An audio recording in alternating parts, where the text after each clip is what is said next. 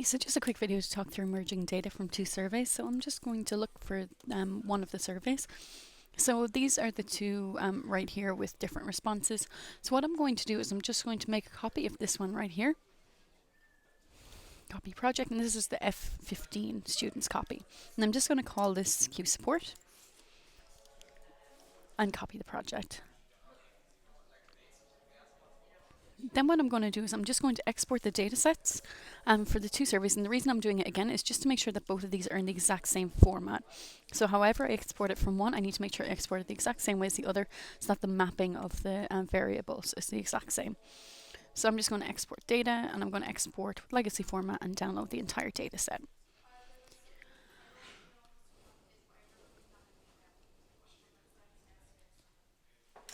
So that's it for the 15 survey. So now I'm just going to go back and get the 16 survey as well.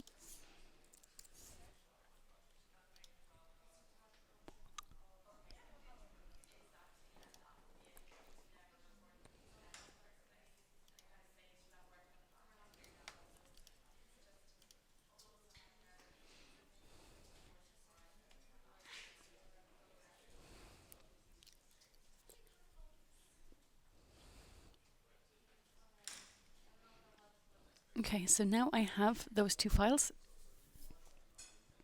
So the next thing I'm going to do is I'm going to go to my Q support survey. Now I've noticed that both of these are identical surveys, so technically you could just export those two and move the data from one into the other and import into the original survey. But since we're creating a report or a copy of a survey and just generating like a brand new survey, what we'll do is we'll just go to export, import, and we'll import data.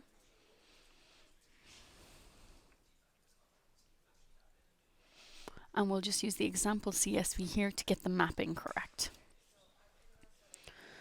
So this is what my example document will look like, and I'm just going to open up one of my files from one of my other surveys.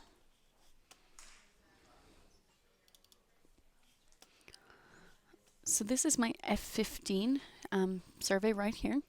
So all I need to do is just grab from the start date and end date. I'm just going to copy all of the values for start and end date, and I'm going to paste them in here so that all the start dates and end dates are in there. Next thing I'm going to do is I'm going to grab from question 1 onwards. So this is impact of the, so I'm going to grab all of the values from there to the end of the Excel file for all of the responses. I'm also going to grab the location and accuracy as well. Might not need those, but I'll grab those and put these in here. So that now, yeah, these last three just aren't necessary, so I'll just remove those three fields. So we have to the very end, and then we just go and open the 2016 file. So I'm just going to close that one out. Then we're going to go grab the 2016 file and do the exact same thing. So this is S2016. And here are my responses. So again, I'm going to grab start and end date to the end. Paste those in here under the rest of the start and end dates. Then I'm going to grab from impact to the end again and remove the location accuracy parts. And paste those into my example document.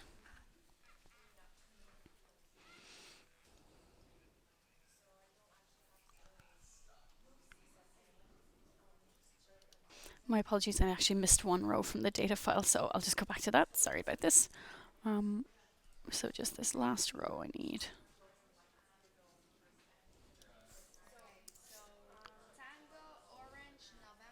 It's only a partial response anyway, so we'll just get that in there. Okay, so now I have all of my responses into one document using the correct mapping from my example document. So I'm just going to save that file now again. And now this is the file I'm going to import. So this is my Q support example response import. And I'm going to remove my 2016 file. So now I'm going to browse for my 2016 Q support example response import CSV. Click on this, excuse me. And all of my responses should pull up like so. Oh, I know what's happening here. So that's my fault actually. It's actually separating out when there's commas into different boxes. So all I need to do to verify fix that, just go into more options and use the enclosure to be a double colon. And now there you'll see they're all mixed together.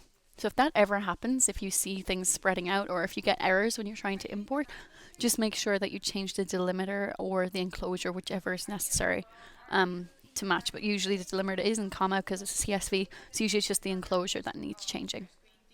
And then just click import responses, and 39 responses were imported successfully. So perhaps you got to that stage and just you were getting errors when you were trying to import them, and maybe it was because of the delimiter. So if that's the case, it's just a matter of changing those separators to make sure they're correct. But then the responses should import successfully. So I hope this answers your question. Have a go with that and make sure that it's working for you. But if you do have any problems with this, please just let me know.